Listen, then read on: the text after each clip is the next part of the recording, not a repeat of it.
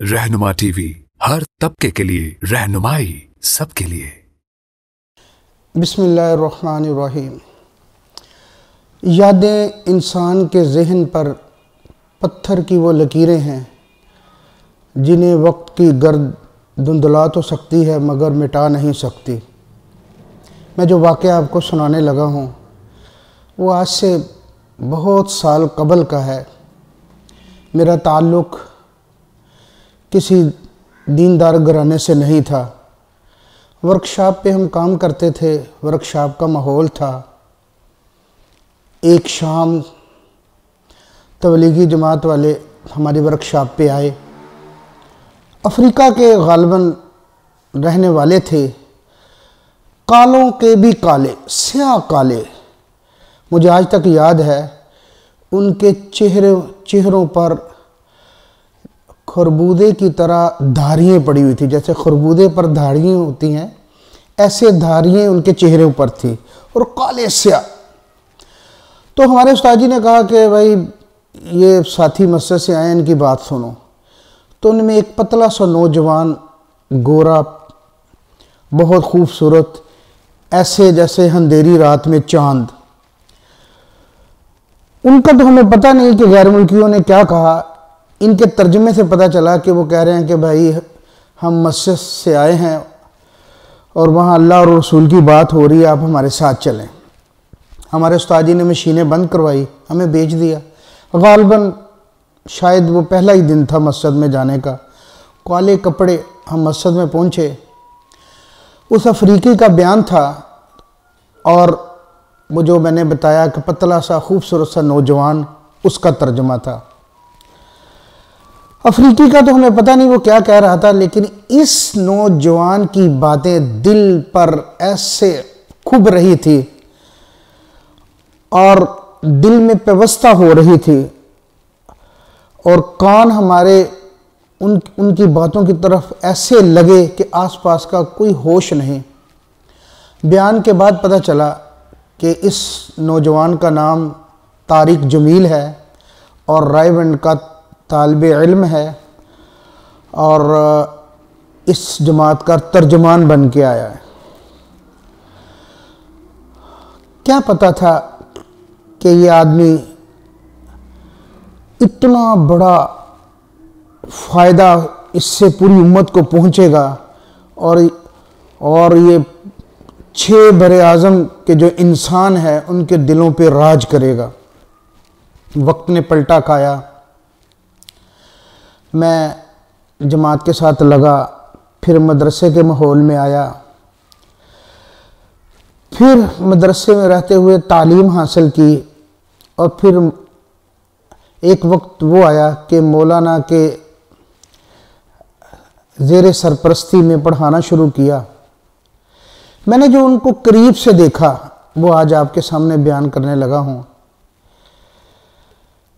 मैंने हमेशा जब भी मौलाना के साथ हज़र में या सफ़र में साथ रहा हूँ तो कभी भी किसी की बुराई करते नहीं देखा। आप घंटों मौलाना के साथ बैठे रहें, घंटों मौलाना के साथ रहें, लेकिन कभी भी उनके मुंह से किसी की बुराई नहीं सुनेंगे। एक दफ़ा उनके साथ सफ़र पे था, 2 दिन बाद मेरी वापसी हुई तो मेरी अहलिया ने पूछा कि आपने सफ़र में क्या महसूस किया। मैंने कहा इतना लंबा सफ़र था, इस पूरे सफ़र में ना तो मौलाना ने किसी की बुराई की और ना किसी की बुराई सुनी। मौलाना की ये एक आदत है कि आप कहेंगे ना हज़रत जी फ़लाँ शख्स ऐसे, तो वो फ़ौरन ऐसे चेहरा फेर लेंगे। और ये सिफ्त हमने किसी और में नहीं देखी। वल्लाह मेरी उम्र 50 साल के करीब है। मैंने बहुत सारे बुज़ुर्गों को करीब से देखा, लेकिन ऐसी सफ़ात वाला इंसान मेरी नज़र से नहीं गुज़रा। मैं बिला मुबालगा ये बात कह रहा हूँ कि उनके पास रहकर ये चीज़ हमने सीखी। एक दफ़ा मैंने ख़ुद उनसे कहा, मैंने कहा हज़रत जी हमने आपकी खिदमत में रहकर बहुत कुछ सीखा। तो मुझे कहने लगे क्या सीखा।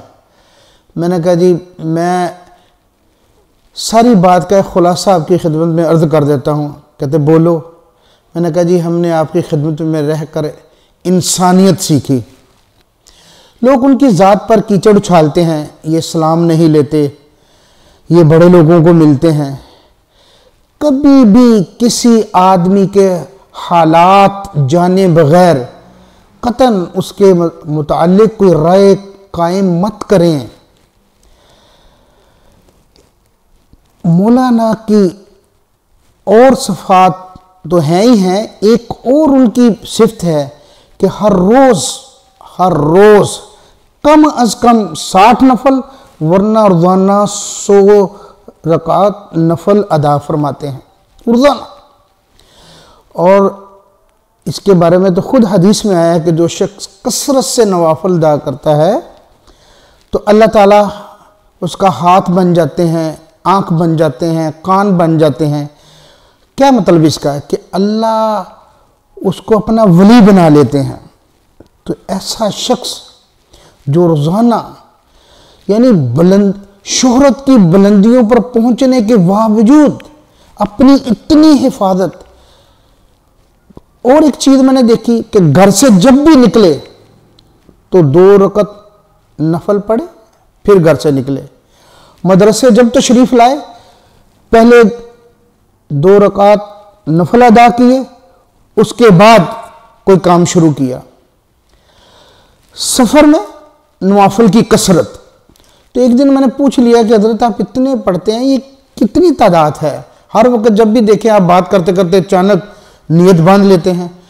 तो फरमाने लगे कि भाई मैं अपने वालिदैन के लिए रोज़ाना नफल पढ़ता हूँ और कम अज़ कम 60 वरना कोशिश ही होती है कि 100 रकात पूरा करूँ। तो भाई हम कहते बड़ों की कमज़ोरियाँ पकड़ना ये भी गलती है। आप जब तक अपने बड़ों से खुशगुमान रहेंगे तो आप इफ़ादा और इस्तिफ़ादा दोनों कर सकेंगे। लेकिन जब आप बदगुमानी करेंगे तो इस्तिफ़ादे का दरवाज़ा बंद हो जाएगा। मुझे अच्छी तरह याद है कि आदमी ने मुझे नसीहत की कि तुम रायबंड में आते जाते हो, मैं रायबंड में पढ़ता हूँ। वो मेरे दोस्त थे, रायबंड में ज़ेर तालीम थे। तो उन्होंने मेरा जोश देखा कि ये बहुत बुज़ुर्गों के करीब होने लगे हैं। तो मुझे कहने लगे कि मैं एक नसीहत करता हूँ, बुज़ुर्गों से जब भी मिलना ज़रा फासला रख के मिलना, क्योंकि वो भी बशर हैं, इंसान हैं, कमज़ोरियाँ उनमें भी होंगी। कहीं गलत फहमी में वो कमज़ोरियाँ हमारे लिए हमारी तरक्की की राह में रुकावट ना बन जाए। तो भाइयों खुलासा ये है कि बदगुमानी और बदज़ुबानी ये ऐसे 2 ऐब हैं जो इंसान के अरूज को ज़वाल में बदल देते हैं। अगर हम तरक्की की राहों पर चलना चाहते हैं तो हमें चाहिए कि हम दूसरों से गुमान अच्छा रखें और अपनी ज़बान की हिफाजत करें। अल्लाह ताला हमें समझ की और अमल की तौफीक ता फरमाए। वमा अलैना इल्लल बलाग। रहनुमा टीवी, हर तबके के लिए रहनुमाई, सबके लिए।